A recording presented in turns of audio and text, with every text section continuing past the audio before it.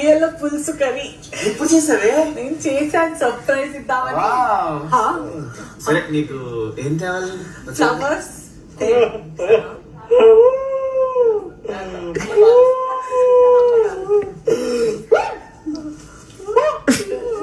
అమ్మా రామ్మా ఎదురొద్దుగా. వస్తున్నా సారీ అండి. జాగ్రత్త, జాగ్రత్తగా వెళ్ళి జాగ్రత్తగా రండి. నువ్వు ఫోన్ చేసి పడుకోదు. అలాగే లంచ్ బాక్స్ అని ప్రిపేర్ చేస్తాను. ఊరికి అర్థం మొహోడా, నీకు నీ గుర్తుకు రాకుండా పోయానారా?